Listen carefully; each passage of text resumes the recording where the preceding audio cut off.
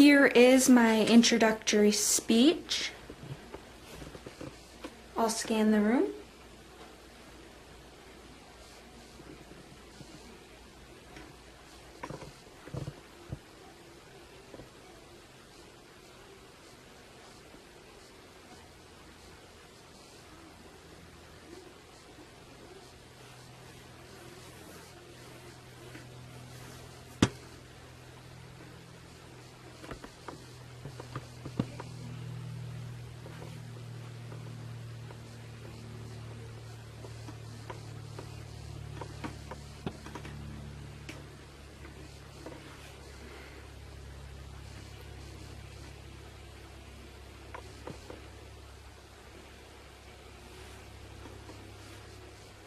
Okay, here are my note cards.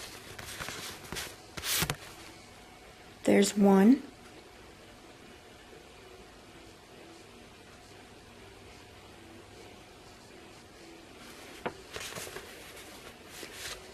Two.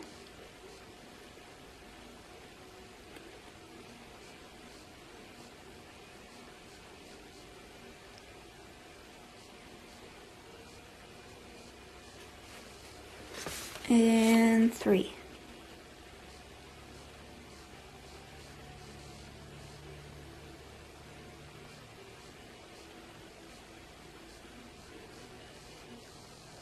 Okay.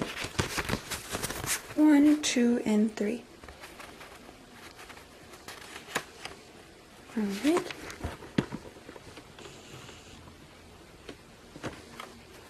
Okay.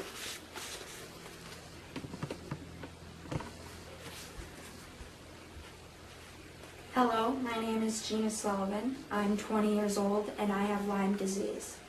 I've been battling this disease for 2 years now, and because of it I strongly believe that what doesn't kill you makes you stronger, and since I will not let this disease kill me, the only other option is for it to make me stronger. This is a very devastating disease as well as a political and debatable issue. The CDC and many physicians believe that Lyme disease is not a chronic condition and that it is treatable. It's a bacterial infection, and that after 21 days of oral antibiotics, you will be fine. But the thing is, in reality, it's not that simple. There are many people that struggle with this disease for years and years, and therefore it is a chronic condition. There is not a cure for this hidden epidemic, and I, like many others, have to sit back, wish, hope, and pray for an answer to end this battle. But meanwhile, there are many of us getting sicker and being misdiagnosed. I alone was misdiagnosed 10 or so times.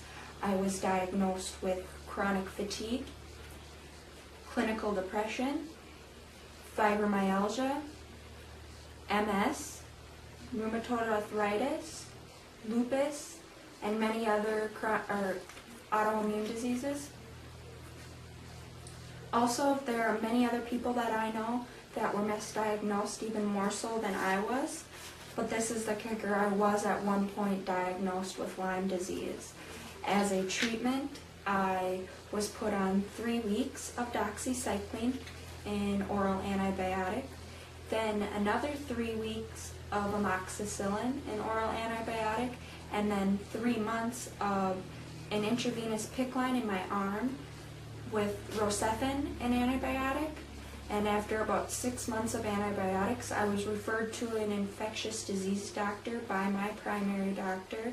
I waited on a waiting list and then finally seen this infectious disease doctor.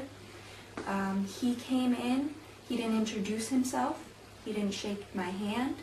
He simply came in and said, "You do not have Lyme disease and that PICC line is being pulled today." I was stunned. I told him that my primary doctor assured me that he would have nothing to do with my treatment, that he was merely a second opinion, and he said, "That's fine, but I'm sure after I speak with him, he will cooperate and agree with me on this." So sure enough, the next day my primary doctor called me, asked me to come in and have a talk. I drove to his office, and he regretfully told me that he was very sorry, but he could not treat me anymore. And I begged and pleaded, and he said that if he were to continue to treat me, he would have his medical license revoked and he would lose his job. And I asked him if there was anything that I could do. He said there was nothing more to do. All that he could tell me was to go home, push my last IV syringe, and that he would pray for my survival. And I went home. I was in tears. I was angry. I was scared, and I was so lost because I didn't know what was going to happen. I went home and pushed the last IV that I had, and then my at-home nurse came within an hour and pulled my PICC line. She told me that she was so sorry, that she would pray for my recovery. But at that point, I didn't know what recovery was. I would not have any medications. There was no treatment being planned out. There wasn't anything. And so I wish that there was more time for me to speak about this topic, but I'm grateful to have been able to express myself about one of the hardest things that I've had to go through thus far in my life. And as I said before, I strongly believe that what doesn't kill you makes you stronger, and this disease will not kill me. So the only other option is to allow it to make me stronger. I'll scan the room again.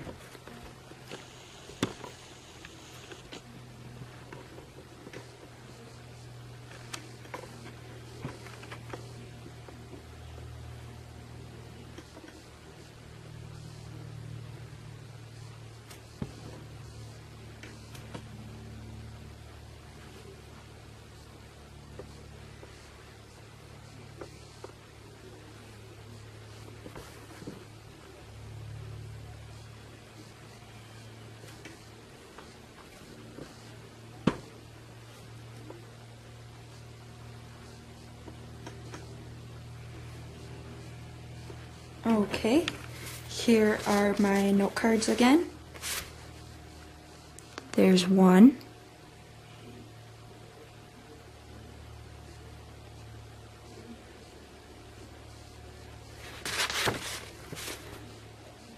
2,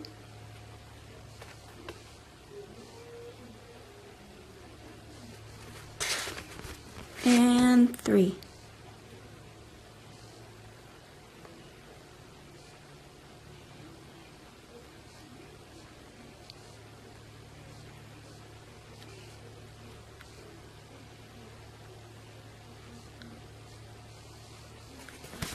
And there is 1, 2, and 3.